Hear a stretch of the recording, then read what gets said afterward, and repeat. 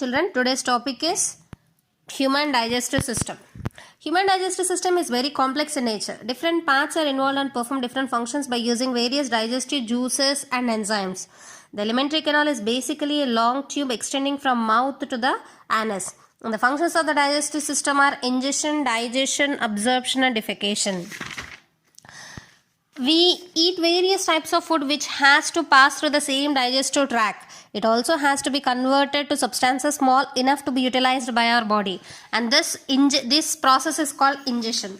Food is cut and crushed by our teeth in the mouth and mixed with the saliva to make it wet and slippery. Saliva is secreted by 3 pairs of the salivary glands. 2 pairs are located at the side of the jaws, below the tongue, and 1 pair located in the palate. Saliva mainly contains an enzyme called amylase, which helps in breakdown of the complex carbohydrates into simpler ones. And the soft food mixed with saliva passes through the esophagus or food pipe by wave-like movements called peristaltic movements into the stomach. And in the stomach, food gets churned with gastric juice and HCl. Now the food is in semi-solid condition, and the digestion of food goes on as most proteins are broken down into smaller molecules with the help of enzyme pepsin acting on them. Food in the form of a soft slimy substance where some proteins and carbohydrates have already been broken down is called chyme. Now the food material passes from the stomach to the small intestine.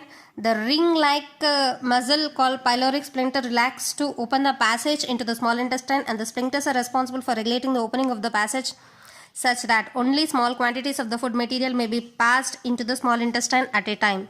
And the small intestine is the longest part of the alimentary canal. It receives the secretion of liver and pancreas for further digestion of carbohydrates, proteins and fats. And the juices render the internal condition of the intestine gradually to a basic or alkaline one. Fats are digested by converting them into small globule-like forms by the help of the bile juice secreted from liver. This process is called emulsification. Pancreatic juice secreted from pancreas contains enzymes like trypsin for carrying on the process of digestion of proteins and lipases for fats. Here the bile juice does not have any enzymes. Walls of the small intestine secrete intestinal juice which carry this process further, that is small molecules of proteins are broken down to further smaller molecules. The same condition with fats. And the carbohydrates digestion that started in the mouth and did not occur in the stomach resume now as the medium gradually changes to alkaline. Enzymes become active for the breakdown of carbohydrates, and the whole process is known as digestion. The transport of the products of digestion from the intestine into the blood is called absorption, and intestinal wall has a number of finger-like projections called villi, and the villi increase the surface area for absorption. Blood vessels, lymph vessels are present in the form of a network in the villi. Products of digestion are absorbed first into the villi and from here into the blood vessels and lymph. Thus, after maximum absorption of food in the small intestine, the rest passes into the large intestine, and in the large intestine no further digestion will take place.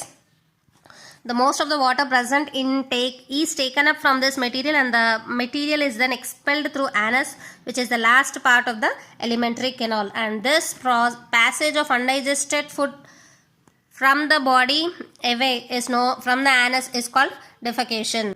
Food that passes out of the anus still contains considerable amount of the proteins, fats and carbohydrates, roughages or fibers of either carbohydrates and proteins. Children, let me brief you once again.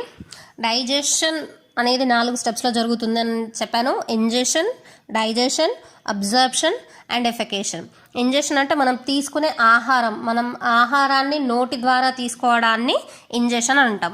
అలా నోటి ద్వారా తీసుకున్న ఆహారాన్ని మన పళ్ళు నమిలి వాటిని ఇంకా చిన్న చిన్న పీసెస్ లాగా మారుస్తాయి.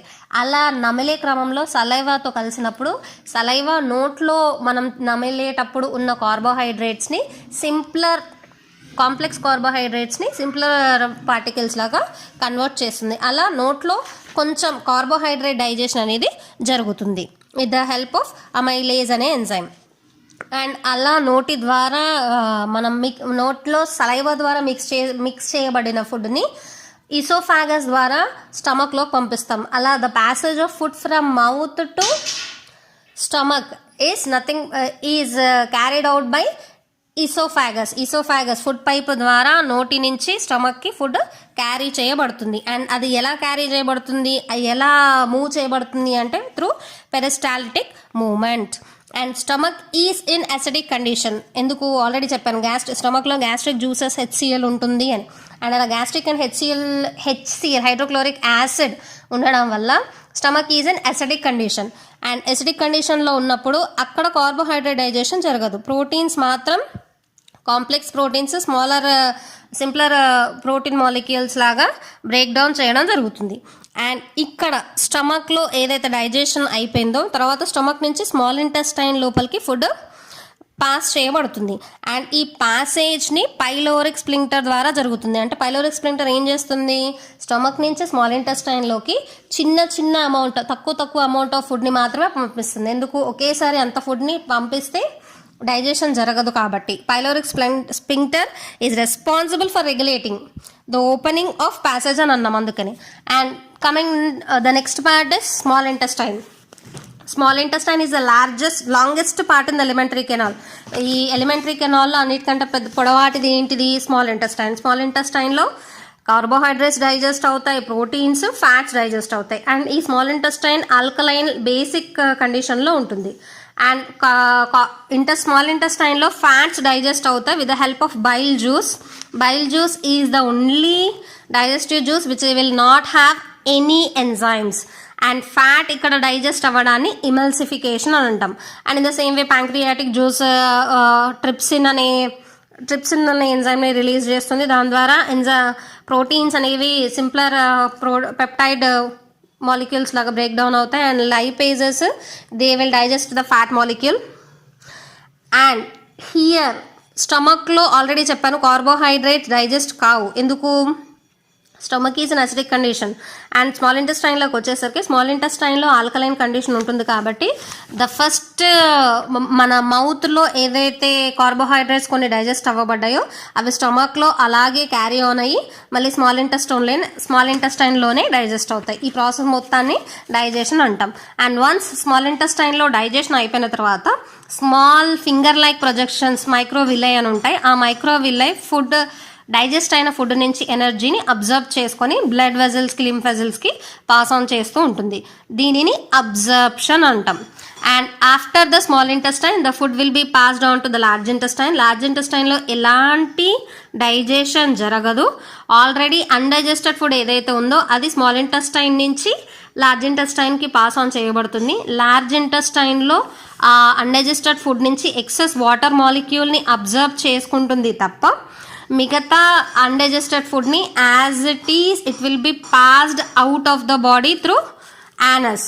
అండ్ ఇలా అన్డైజెస్టెడ్ మెటీరియల్ని బాడీ నుంచి బయటికి పంపేసేదాన్ని డిఫకేషన్ అని అంటాం. Okay, this is the flow chart of a human digestive system. Mouth నుంచి బకల్ క్యావిటీ నుంచి ఫారింగ్స్ నుంచి ఇసోఫాగస్ నుంచి స్టమక్ నుంచి డియోడినం నుంచి స్మాల్ ఇంటెస్టైన్ నుంచి లార్జ్ ఇంటెస్టైన్ నుంచి రెక్టమ్ నుంచి యానస్.